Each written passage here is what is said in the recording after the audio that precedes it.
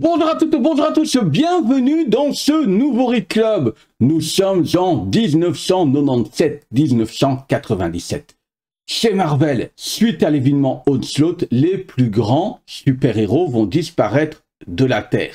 Par la suite, il y aura Heroes Reborn, que vous trouvez en omnibus, Onslaught et Heroes Reborn. Et nous, on va parler de cette équipe qui a pris la place vacante. Je veux parler de Thunderbolts avec ce premier omnibus volume 1 qui laisse sous-entendre qu'il y aura bien d'autres volumes, au moins un deuxième volume. Mais qui sont ces Thunderbolts, ces gars qui viennent prendre la place des Avengers, hein, clairement, ils viennent prendre la place des Avengers, la place laissée vacante du coup. Qui sont-ils?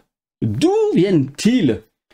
Eh bien, simplement, ce sont des super vilains qui vont changer d'identité, prendre une autre identité secrète, et tous ces super vilains vont être gérés par le baron Zemo, qui se fait appeler Citizen V. Voilà tout le pitch de cet omnibus. Alors, pour ceux qui ne connaissent pas les événements de Onslaught, alors c'est pas hyper détaillé, mais on vous explique quand même.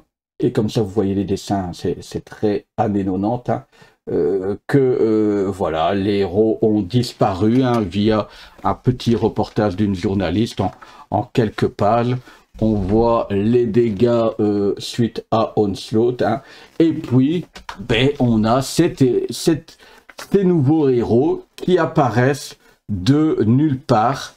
Et notamment, voilà, la Citizen V, Citizen 5, comme vous voulez, qui est en fait le baron Zemo. Et on aura un peu plus loin, il a une équipe comme ça composée de plusieurs personnages qui vont clairement aussi tabasser du méchant. On les voit ici. Hein. Hop. On a par exemple Fixer, le Scarabée, Screaming Mimi, Goliath et Opal qui en fait ont changé totalement de nom pour prendre d'autres identités secrètes. Est-ce qu'ils sont un peu plus détaillés par la suite pour ne pas raconter de bêtises, hein, parce que vous savez, moi et les noms, c'est un peu plus particulier. Mais voilà, un peu le pitch. Alors vous voyez, quand je vous disais, en termes de dessin, ça sent bon les années 90. Hein. Moi qui me suis fait, il n'y a pas longtemps, refait les Youngblood et les Cyberforce, on est totalement là-dedans. Hein. Je trouve même que dans le design de certains personnages, on y est totalement. Mais alors, totalement. Ça n'empêche qu'il y a certains héros qui sont présents. Hein. On voit du Spider-Man. Ça n'empêche pas tout ça. Certains héros ont disparu, pas tous, mais voilà. Cette nouvelle équipe vient bien entendu inquiéter, par exemple, quelqu'un comme Spider-Man. Ça va l'inquiéter. Est-ce que ce ne sont pas des gens qui viennent profiter de la situation, etc. Ça, c'est le pitch de base. Alors, est-ce que c'est sympa ou pas? Si vous aimez les années 90, foncez, c'est très sympa. Moi, j'ai vraiment adoré. Ce qui est cool, c'est qu'il y a quand même en dehors de, on pourrait se dire, ouais, mais ça y est, ce sont des super méchants. Quel est leur dessin? Est-ce que c'est un dessin de méchant ou est-ce que c'est un dessin de rédemption, de vouloir profiter de cet événement pour effacer leur ardoise? Et bien, il y a un peu de tout ça, puisque l'objectif de base du baron Zemo, c'était simplement aller mettre la main sur les fichiers du SHIELD, sur toutes les informations secrètes pour asseoir une domination. Les autres sont un peu d'accord avec ça, clairement. Sauf que il y a des héros des héros méchants qui vont se prêter au jeu du super-héros, qui vont apprécier d'être appréciés. Vous voyez? Et donc, il y a comme ça des méchants. Est-ce qu'ils vont basculer en restant méchants? Est-ce qu'il y a des méchants qui vont basculer, devenir gentils? C'est tout le propos de cet omnibus. La rédemption les habitudes, les gens qui ratent leur rédemption, hein, parce qu'il y aura vraiment de tout. Hein. Il y aura des personnages qui veulent devenir bons, mais ils sont continués à être matraqués par le destin, par des mauvais choix, par des accidents, des choses qui font, vous savez, ils veulent devenir gentils, dire ok, moi je vais passer mon ardoise, mais les circonstances font qu'à un moment donné, c'est compliqué pour eux. Il y en a qui veulent vraiment pas devenir gentils et pourtant ils ont tout pour toutes les pièces dans leurs mains, mais eux non, ce sont de vrais méchants. Donc vous voyez, il y a plein de nuances. Il y aura notamment aussi une jeune héroïne qui commence dans le monde des héros, persuadée de faire partie d'une équipe de héros, et elle va bien devoir se rendre compte que non. Donc qu'est-ce qui va se passer? Ah ben voilà, vous voyez, je vous ai donné les noms. Hein, donc par exemple, Opal devient Météorite. On a ici le Scarabée qui devient Mach-1. Songbird, ça c'est la nouvelle héroïne, il me semble, si je dis pas de bêtises. Non, Screaming Mimi, c'est Songbird. Fixer va s'appeler Techno. Et le Scarabée et Goliath va s'appeler Atlas, etc., etc.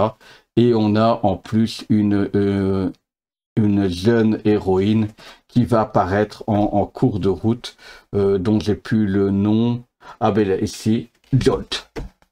Voilà, ça c'est la jeune héroïne qui arrive. Donc vous voyez dans les costumes et tout, hein, quand je vous disais, c'est très années 90, connoté années 90, c'est punchy, c'est le cas de le dire sans le foulard, sur le tour de la page, je dis c'est punchy, donc vous voyez, ça reste vraiment excellent, et même je trouve sur le fond,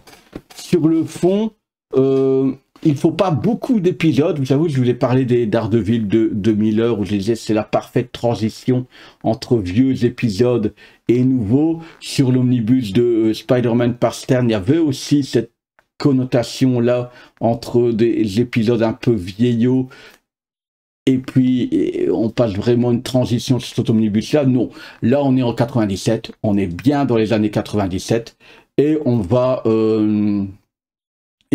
pleinement en profiter, quoi. C'est vraiment cette ambiance-là. J'ai oublié de dire que quand même, majoritairement au scénario, on a Kurt Busiek et Mark Bagley. Hein, ça reste vraiment du tout bon. C'est vraiment super cool. Voilà. Kurt Busiek, il y a quelques épisodes qui ne fait pas, mais c'est vraiment les épisodes qui ne sont pas des épisodes de Thunderbolt. J'y reviendrai, il n'y a pas que du Thunderbolt dedans, quand même. Et Mark Bagley a fait l'essentiel de la série Thunderbolt, et après en effet c'est quelques-uns qui viennent sur des annuals, etc. Parce que là dedans, qu'est-ce qu'on retrouve? Thunderbolt, donc une série de 1997, 1 à 33, on a l'épisode -1 et 0, on a un annual de Thunderbolt, le numéro 1, et puis on a un épisode d'Incredible Hulk, le 449, un extrait de Tales of the Marvel Universe 1, on a un Spider-Man Team Up 7, on a un Hero from Higher 7, Captain America STNV, Citizen V Annual 1, ainsi qu'Avenger 12. Voilà un petit peu ce qu'on retrouve là-dedans. Donc pour moi, je suis convaincu, c'est un omnibus que j'ai acheté parce que années 90, je me suis dit, et une équipe que je ne connais pas. Vraiment une équipe que je ne connais pas. Les Thunderbolts, on en reparlera. On en reparlera dans mon... J'ai relu Dark Avengers, je vous en ai parlé, et j'ai reçu, puisque ça, j'ai en effet relu mon Deluxe tome 1 de Dark Avengers, et le hasard fait que sur un Vinted, j'ai retrouvé le deuxième à 15 €. Hein, donc voilà, j'ai lu le deuxième. Et donc je vous parlerai j'ai relu Dark Avengers, j'ai relu le tome 1 et on parlera du tome 2, parce que là-dedans, il y a quand même un petit peu de Thunderbolt et des parallélismes à faire bien volontiers avec ce que j'ai lu là, c'est Thunderbolt. Donc voilà. Si vous êtes abonnés, habitués, comme d'habitude, merci de vos likes, de vos partages qui sont de plus en plus nombreux et qui amènent de nouvelles personnes à venir voir tout ça sur la chaîne, à venir voir sur la chaîne.